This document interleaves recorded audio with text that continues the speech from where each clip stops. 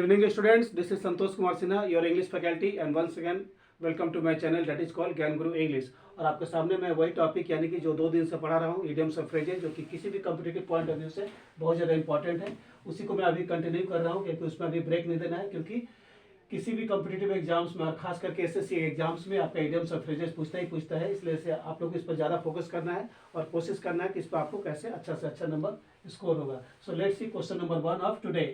Question number 1 में क्या बोलता है? To smell a rat. To smell a rat, और एक क्वेश्चन एसएससी में अक्सर पूछता है। इसका मीनिंग होता है टू सस्पेक्ट समवन, यानी कि किसी को शक करना। To smell a rat means to suspect someone, यानी कि किसी पर शक करना। Now let's see question number 2। A lion's share मतलब बहुत बड़ा हिस्सा। इसका मतलब होता है a huge share of something, यानी कि बहुत बड़ा हिस्सा। हम लोग बोलते हैं ना, I want a lion's share in this property, यानी कि मुझे इस प्रॉपर्टी में बहुत बड़ा हिस्सा चाहिए। उसको बोलते हैं अ ह्यूज शेयर ऑफ समथिंग, मतलब बहुत बड़ा हिस्सा किसी चीज का। क्वेश्चन नंबर 3 बोलता है to kill 2 birds with 1 stone. ये भी क्वेश्चन एसएससी में अक्सर पूछता है। इसका मतलब होता है 2 पक्षी को एक पत्थर से मारना, यानी कि एक तीर से 2 निशाना। आप लोग सुने भी होंगे, बहुत तरह का मुहावरा और कहावत में बोला जाता है कि एक तीर से 2 निशाना होता है। इसका मीनिंग होता है to do the various works, और सिंपली हम लोग बोल सकते हैं टू डू वेरियस वर्क्स, मतलब बहुत तरह का काम करना। फोर्थ में बोलता है man of letters means a very distinguished person, एक ऐसा आदमी जो बहुत ज़्यादा विख्यात है, वर्ल्ड वाइड फेमस है, जैसे रविन्द्रनाथ टैगोर, महात्मा गांधी और सुभाष चंद्र बोस और स्वामी विवेकानंद, जो लोग पूरा वर्ल्ड वाइड विख्यात थे। फिफ्थ में बोलता है टू डाई इन हार्नेस। ये भी क्वेश्चन बहुत ज़्यादा आता है एसएससी में। इसका मीनिंग होता है to die wear, to die while working, यानी कि सर्विस करते पीरियड में जो मारा जाता है उसको इंग्लिश फ्रेजेस और इडियम से बोलते हैं to die in harness. To die while working in service period, मतलब सर्विस पीरियड में काम करते हुए जो मारा जाता है उसको बोलते हैं टू डाई इन हार्नेस। चलिए देखते हैं कि हम अगला क्वेश्चन यानी कि इडियम्स ऑफ फ्रेज से क्या बोलता है। देखते हैं कि हमारा सेंटेंस इडियम्स ऑफ फ्रेज से क्वेश्चन नंबर 6 क्या बोलता है।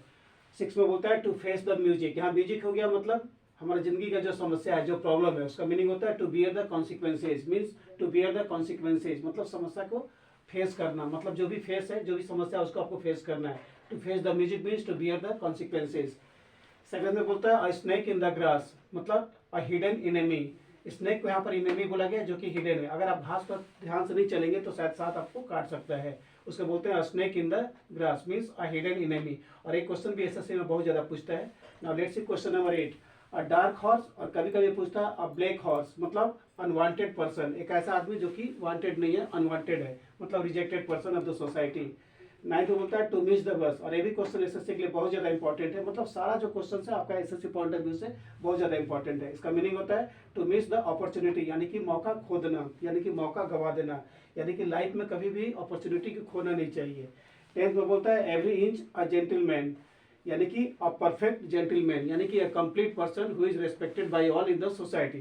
तो चलिए देखते हैं कि हमारा अगला क्वेश्चन यानी कि question number 11 idioms of phrase से क्या बोलता है। चलिए देखते हैं कि हमारा अगला क्वेश्चन इडियम्स ऑफ फ्रेजेस से क्या बोलता है। So let's see question number 11।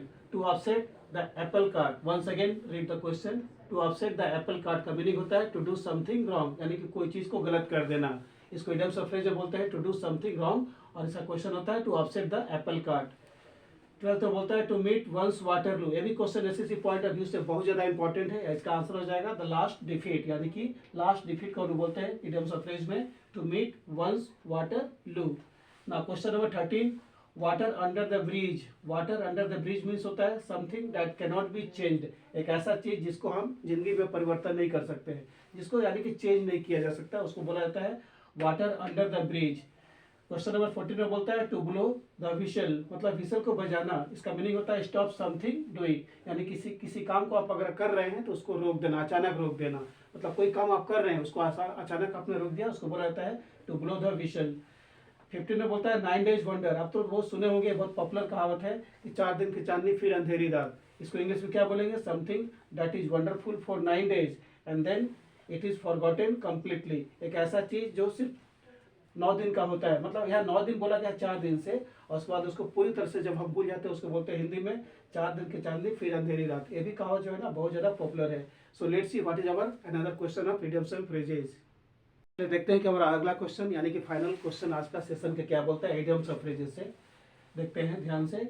62 बोलता है पे थ्रू द नोज। पे थ्रू द नोज, यानी कि नाक के सहारे किसी चीज़ को पेमेंट करना। इसका मतलब होता है टू पे a very high price for something, यानी किसी चीज़ के लिए आप बहुत ज़्यादा ऊंची कीमत दे रहे हैं। वंस अगेन, टू पे a very high price for something, यानी कि आपने कोई चीज़ को बहुत ज़्यादा कीमत दे रहे हैं, उसको इडियम्स ऑफ फ्रेज में बोला जाता है टू पे या पे थ्रू द नोज, यानी कि नोज के थ्रू कोई चीज़ को पे करना, मतलब आप ज़्यादा कीमत किसी चीज़ को चुका रहे हैं।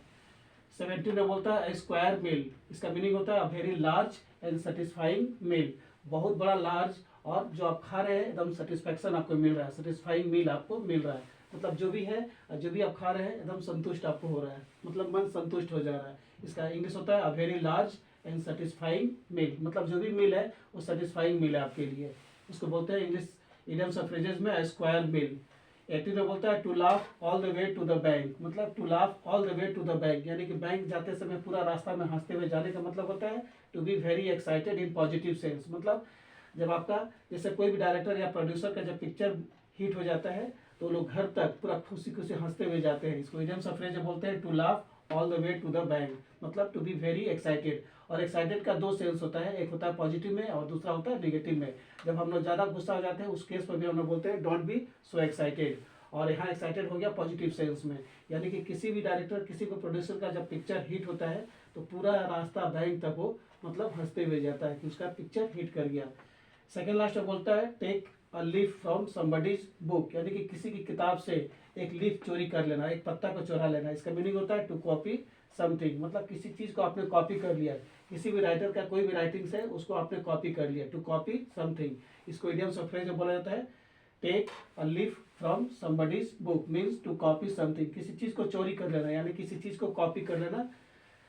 क्वेश्चन नंबर 20 में बोलता है to turn over a new leaf, यानी कि आपने जिंदगी में कंप्लीटली अपने आप को बदल लिया, to change completely in life, पूर्ण रूप से, यानी कि पूर्ण तरह से आपने अपने आप को बदल लिया लाइफ में, मतलब पहले आप कुछ और थे और आज आप कुछ और हो गए, उसको बोलते हैं to turn over a new leaf. और ये भी जो क्वेश्चन है ना, question number 20 SSC point of view से बहुत ज़्यादा इंपॉर्टेंट है। इसका मीनिंग होता है to change completely in life, यानी कि पूरी तरह से लाइफ में आपने बदल लिया, पहले जो थे और आज बहुत ज़्यादा आसमान जमीन का फर्क हो गया।